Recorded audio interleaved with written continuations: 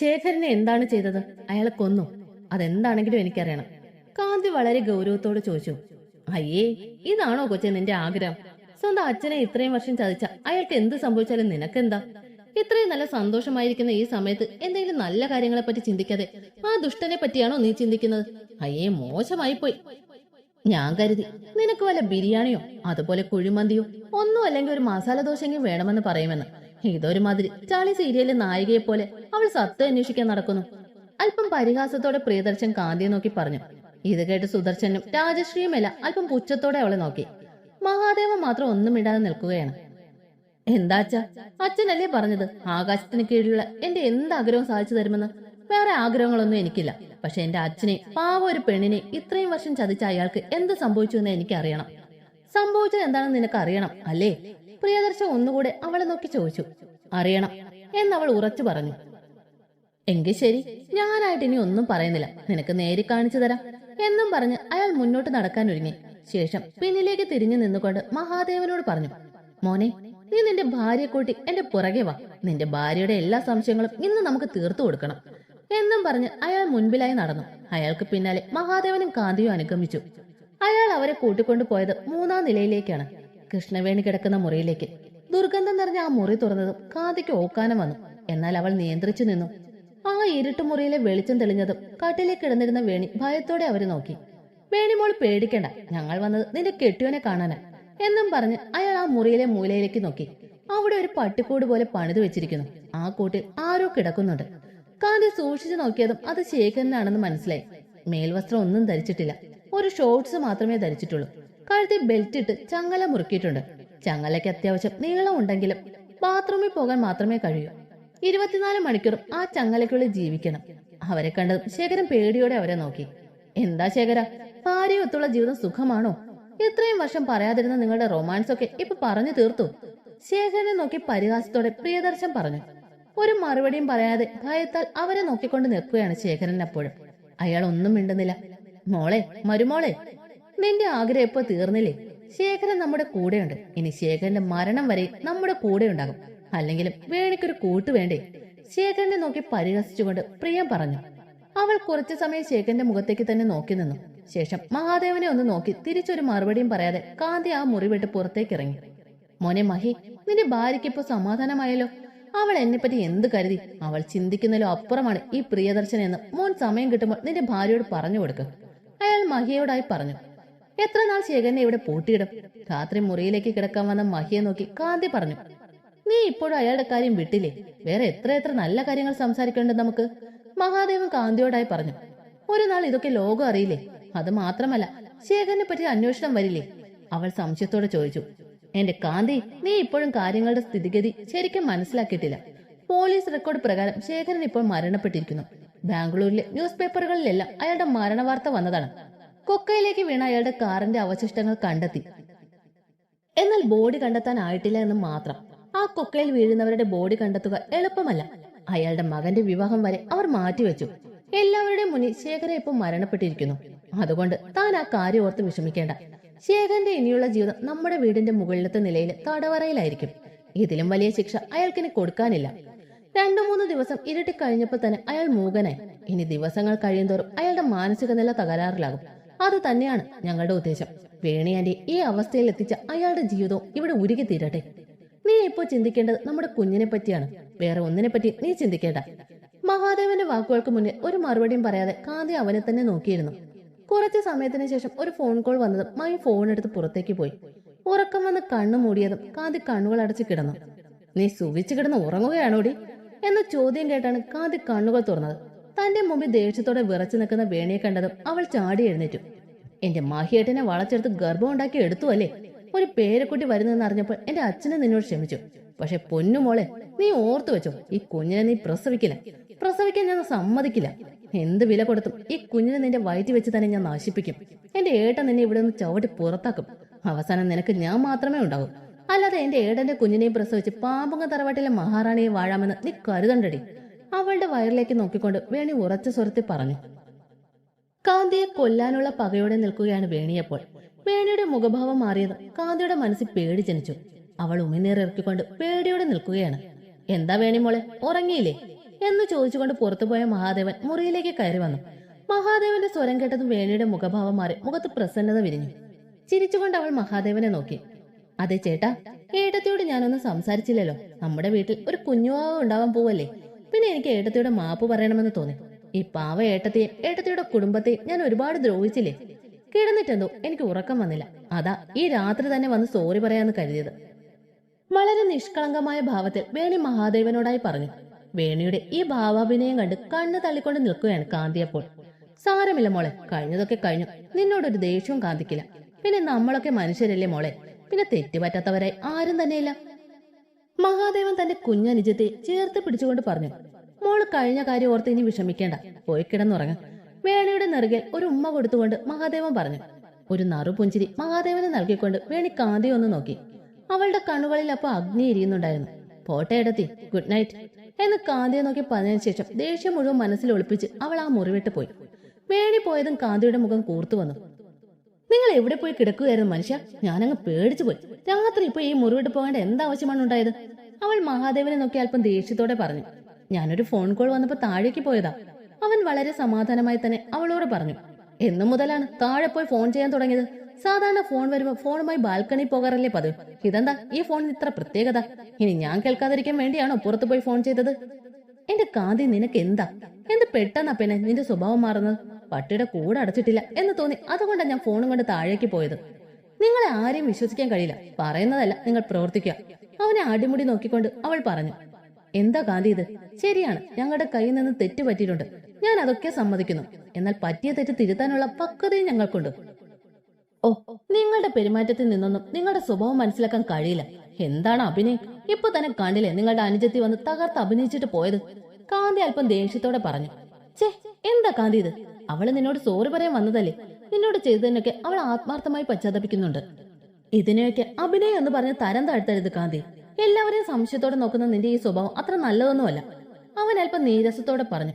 അയ്യോ, കുഞ്ഞു പെങ്ങളെ പറഞ്ഞപ്പോ ഏട്ടനങ്ങ് പൊള്ളിയോ? അഭിനയത്തിന്റെ കാര്യത്തിൽ ഈ പാമ്പങ്ങ തറവാട്ടിലുള്ളവരെല്ലാം ഒന്നേ മെച്ചമാണ്.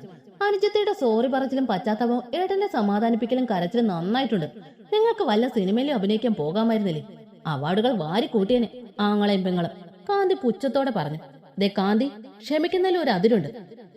ഞങ്ങളത് താന്നു തന്നപ്പോൾ നീ ഞങ്ങളുടെ തലയെ കയറി ചവിട്ടുകയാണോ? ഞാൻ പറയുന്നതിലാണ് കുറ്റം. നിങ്ങളുടെ പെങ്ങൾ ഇവിടെ വന്ന് കാണിച്ച നാടകത്തിനൊരു കുറ്റവുമില്ല. അവൾ എന്ത് നാടകം കാണിച്ചു എന്നാ നീ പറയുന്നത്? ചെയ്ത തെറ്റിന് ഒരു സോറി പറയാൻ വന്നു. ആരും സോറി പറഞ്ഞു? എന്നെ കത്തിക്കാനുള്ള അഗ്നി ഉണ്ടായിരുന്നു അവളുടെ കണ്ണിൽ. എന്റെ വയറ്റിൽ കിടക്കുന്ന നമ്മുടെ കുഞ്ഞ് ഈ വീട്ടിൽ ജനിക്കാൻ അനുവദിക്കില്ല എന്ന് പറയാനാണ് നിങ്ങളുടെ പെങ്ങളിപ്പോ ഇങ്ങോട്ട് വന്നത്. ഏട്ടൻ വരുന്നത് വരെ അവൾ മറ്റൊരു വേണിയായിട്ടായിരുന്നു ഇവിടെ നിന്നിരുന്നത്. ഏട്ടനെ കണ്ടപ്പോഴാണ് അവൾ ശാന്തയായത്. നമ്മുടെ കുഞ്ഞ് ജനിക്കാൻ അവൾ അനുവദിക്കില്ല എന്നാണ് അവൾ എന്നോട് പറഞ്ഞത്. അവളുടെ വാക്കുകൾ കേട്ട് മഹാദേവൻ തീക്ഷ്ണമായി കാന്തിയെ നോക്കി നിന്നു. എന്നെ നോക്കി പഠിപ്പിക്കേണ്ട സാറേ, സ്വന്തം അനുജത്തിയുടെ കയ്യിലിരിപ്പാണ് ഞാൻ പറഞ്ഞത്. കാന്തി പറഞ്ഞത് സത്യം തന്നെയാണെന്ന് മഹാദേവന് മനസ്സിലായി. പക്ഷെ അവൻ അവളോട് ഒന്നും മറുപടി പറഞ്ഞില്ല. അന്നത്തെ ദിവസം അങ്ങനെ കഴിഞ്ഞു പോയി. പിറ്റേ ദിവസം രാവിലെ ഡൈനിങ് ടേബിളിൽ എല്ലാവരും ഒത്തുകൂടി. സുദർശനും മഞ്ജു, മഹാദേവനും കാന്തി, പ്രിയദർശനും രാജശ്രീ. രാജി, കാന്തിമോൾക്ക് എന്താണ് ഇഷ്ടമെന്ന് വെച്ചാൽ അതിനനുസരിച്ചുള്ള ഫുഡ് ഇവിടെ ഉണ്ടാക്കിയാൽ മതി. ഏത് ആഹാരം കഴിക്കാനാ മോളെ നിനക്കിഷ്ടം? പ്രിയദർശൻ കാന്തിയെ നോക്കി പുഞ്ചിരിച്ചുകൊണ്ട് ചോദിച്ചു. എനിക്കങ്ങനെ പ്രത്യേകിച്ച് ഒരു ആഹാരത്തിനോട് താല്പര്യമില്ല. എന്തായാലും എനിക്ക് കുഴപ്പമില്ല, അവൾ വിരസമായി പറഞ്ഞു. അങ്ങനെ പറഞ്ഞാൽ പറ്റില്ലല്ലോ മോളെ. നിന്റെ വയറ്റിൽ കിടക്കുന്ന പാമ്പുങ്ങ തറവാട്ടിലെ അനന്തരാവകാശിയാണ്. നല്ല ആരോഗ്യമുള്ള കുഞ്ഞായിരിക്കണം ഈ തറവാട്ടിൽ ജനിക്കേണ്ടത്, അയാൾ സന്തോഷത്തോടെ പറഞ്ഞു. പ്രിയദർശന്റെ ഈ സ്നേഹത്തോടെയുള്ള പെരുമാറ്റമെല്ലാം കാന്തിക്ക് മാത്രമല്ല അവിടെയുള്ള എല്ലാവർക്കും അത്ഭുതം ഉണ്ടാക്കുന്നവയായിരുന്നു. ഞാൻ 3 മക്കളെ പ്രസവിച്ചിട്ട് പ്രിയേട്ടന് ഇത്രയ്ക്ക് സന്തോഷം ഉണ്ടായിട്ടില്ല. ഇതിപ്പോ ഒരു പേരക്കുട്ടി ജനിക്കാൻ പോകുന്നു എന്നറിഞ്ഞപ്പോൾ പ്രിയേട്ട ആളാകെ മാറിപ്പോയി. രാജശ്രീ പുഞ്ചിരിച്ചുകൊണ്ട് പറഞ്ഞു. അച്ഛാവുന്നതിലും സന്തോഷമാണ് മുത്തച്ഛ ആകുന്നത്. ഞാനൊരു മുത്തച്ഛ ആകാൻ പോകുക. അടുത്ത വർഷം ഈ വീട്ടിൽ എന്റെ പേരക്കുട്ടിയുടെ കരച്ചിലും ചിരിയും എല്ലാം കേൾക്കാം. ഈ വീട് മുഴുവൻ കുഞ്ഞിന്റെ ശബ്ദം അലയടിച്ചുകൊണ്ടിരിക്കും, അയാൾ ഓർത്തോർത്ത് ചിരിച്ചുകൊണ്ട് പറഞ്ഞു. പ്രിയദർശന്റെ സന്തോഷം മറ്റുള്ളവരിലേക്കും പകർന്നുകൊണ്ടിരുന്നു. എന്നാൽ വേണിയുടെ മുഖത്ത് മാത്രം ദേഷ്യം അലയടിച്ചു. പ്രിയദർശന്റെ സന്തോഷമൊന്നും ആസ്വദിക്കാൻ വേണിക്ക് കഴിഞ്ഞില്ല. അച്ഛാ, ഞാൻ പറഞ്ഞ കാര്യം. വേണി പ്രിയനെ നോക്കിക്കൊണ്ട് അല്പം നാണം അഭിനയിച്ചു പറഞ്ഞു. ഓ, അച്ഛൻ മറന്നുപോയി മോളെ. ഏതായാലും ഈ സന്തോഷത്തിൽ തന്നെ ആ സന്തോഷം പറയാം. പ്രിയ എല്ലാവരെയും നോക്കിക്കൊണ്ട് പറഞ്ഞു. എന്താണ് ആ സന്തോഷ വാർത്ത എന്നറിയാൻ എല്ലാവരും മുഖത്തോട് മുഖം നോക്കി. എന്താ അച്ഛാ, സന്തോഷമുള്ള കാര്യങ്ങൾ മാറ്റിവെക്കാതെ പെട്ടെന്ന് പറ, മഹാദേവൻ ആകാംക്ഷയോട് ചോദിച്ചു. അത് പിന്നെ, കുഞ്ഞു വരുന്നതിന് മുമ്പ് ഈ വീട്ടിൽ മറ്റൊരു സന്തോഷം ഉണ്ടാകാൻ പോകുന്നു. നമ്മുടെ വേണിമോളുടെ കല്യാണം. അവൾ ഇന്നലെ കല്യാണം കഴിക്കാൻ സമ്മതിച്ചു. വർദ്ധിച്ച സന്തോഷത്തോടെ പ്രിയദർശൻ പറഞ്ഞു. പ്രിയദർശന്റെ വാക്കുകൾ കേട്ട് എല്ലാവരും അത്ഭുതത്തോടെ വേണിയെ നോക്കി. വേണിയാണെങ്കിൽ ആ സമയം നാണം അഭിനയിച്ച് തകർക്കുകയാണ്. ഓവറായുള്ള വേണിയുടെ നാണം കണ്ട് മഹാദേവനും കാന്തിക്ക് മനസ്സിൽ സംശയം ഉടലെടുത്തു. ഏതായാലും വേണി സമ്മതിച്ചല്ലോ, സന്തോഷം. നല്ല തറവാട്ടിപ്പെട്ട നല്ലൊരു പയ്യനെ നമുക്ക് വേണിക്ക് വേണ്ടി ആലോചിക്കുക അച്ഛാ, സുദർശന സന്തോഷത്തോടെ പറഞ്ഞു. അതിനു മോനെ, ഇനി വേറെ പയ്യനൊന്നും അന്വേഷിക്കേണ്ട. വേണി മോളുടെ മനസ്സിലുള്ള ഒരു പയ്യനെ പറ്റി അവൾ എന്നോട് പറഞ്ഞു. നല്ല പയ്യനാണ്, നമ്മൾ എല്ലാവരും അറിയും. അതാരാച്ച? സുദർശന ആകാംക്ഷയോടെ ചോദിച്ചു. വേറെ ആരുമല്ല, നമ്മുടെ കാന്തിയുടെ സഹോദരൻ ആകാശാണ്. ആകാശിനെ വിവാഹം കഴിക്കാനാണെങ്കിൽ 100 വട്ടം സമ്മതമാണെന്ന അവൾ പറഞ്ഞത്. പ്രിയദർശൻ എല്ലാവരെയും നോക്കി പുഞ്ചിരിച്ചുകൊണ്ട് പറഞ്ഞു. പ്രിയന്റെ വാക്കുകൾ കേട്ട് കാന്തിയും മഹാദേവനും ഒരുപോലെ ഞെട്ടി.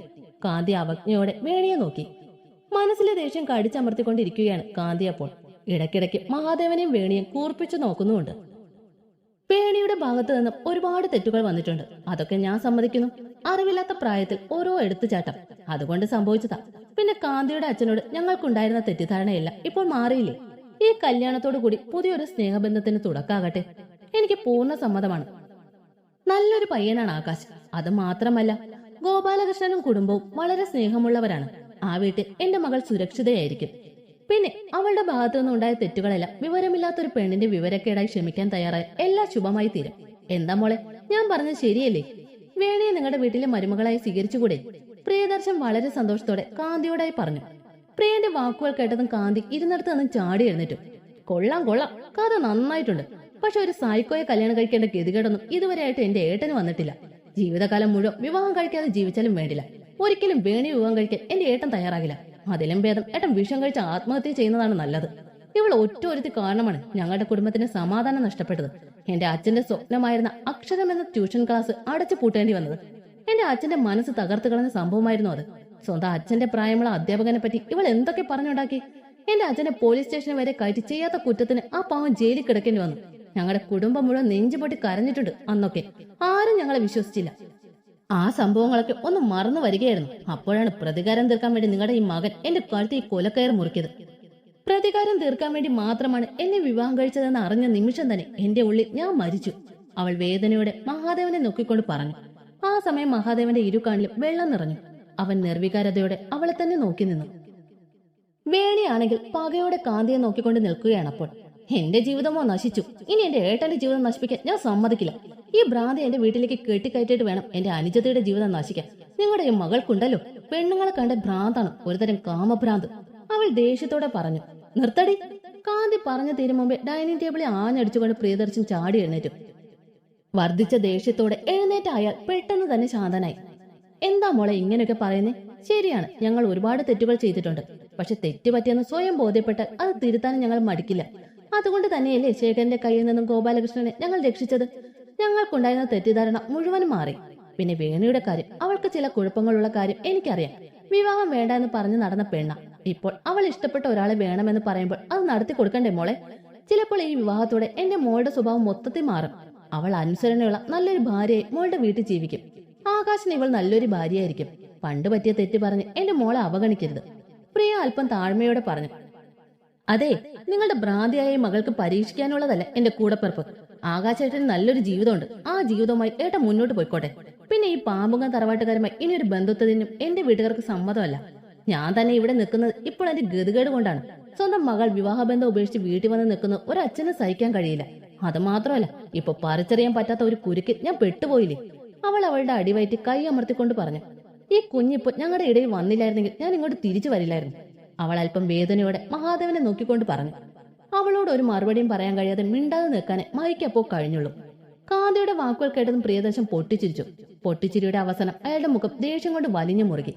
പ്രിയദർശന്റെ ചിരി കേട്ടതും അവിടെ ഇരുന്നവരെല്ലാം എഴുന്നേറ്റ് നിന്നു. എല്ലാവരുടെ മുഖത്ത് ഭയം നിഴലിച്ചു. അപ്പൊ ഞാനും എന്റെ വീട്ടുകാരെല്ലാം മോശക്കാരാണ് അല്ലേ മരുമോളെ? അയാൾ അവളെ നോക്കി അല്പം ദേഷ്യത്തോടെ പറഞ്ഞു. മോശക്കാരാണെന്നല്ല നിങ്ങളെ പറയേണ്ടത്, ക്രിമിനൽസ് ആണ്. കാന്തിയും ദേഷ്യം കൊണ്ട് വിറയ്ക്കുന്നുണ്ടായിരുന്നു.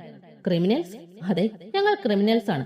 ഈ പാമ്പുങ്ങ തറവാട്ടിലെ വിത്ത് തന്നെയാണല്ലോ നിന്റെ വയറ്റിൽ മുളച്ചിരിക്കുന്നത്. അത് ആണായാലും പെണ്ണായാലും ക്രിമിനൽ തന്നെയാകും അല്ലേ മരുമോളെ? അയാൾ അവളുടെ മുഖത്തേക്ക് ദേഷ്യത്തോടെ നോക്കിക്കൊണ്ട് പറഞ്ഞു. ആവും, ഈ കുഞ്ഞിന്റെ അച്ഛനും മുത്തച്ഛനും എല്ലാം ക്രിമിനൽസ് തന്നെയാണ്. അപ്പൊ ഈ കുഞ്ഞും ക്രിമിനൽ തന്നെയാകും. അവൾ അല്പം വേദനയോടെ പറഞ്ഞു. ആണല്ലോ, എന്നാ എന്റെ മരുമോൾ ഒരു കാര്യം ചെയ്യും. ഇനി കുറച്ചു മാസം കൂടി കഴിയുമ്പോൾ ഈ കുട്ടി പുറത്തു വരും.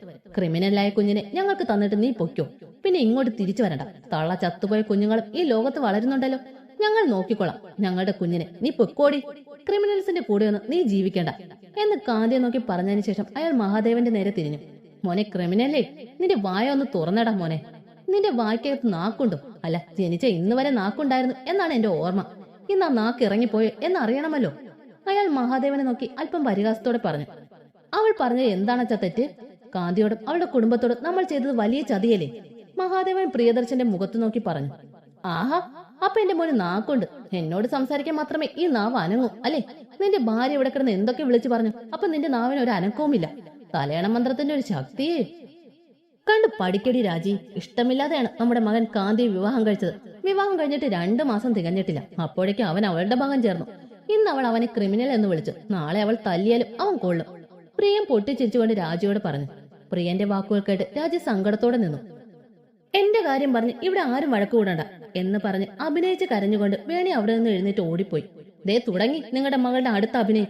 അവൾ എന്തൊക്കെ അഭിനയം തകർത്താടിയാലും എന്റെ വീടിന്റെ മുറ്റത്ത് പോലും വേണിയെ കയറ്റില്ല എന്ന് പ്രിയദർശനെ നോക്കി പറഞ്ഞുകൊണ്ട് കാന്തി അവിടെ നിന്ന് പോയി.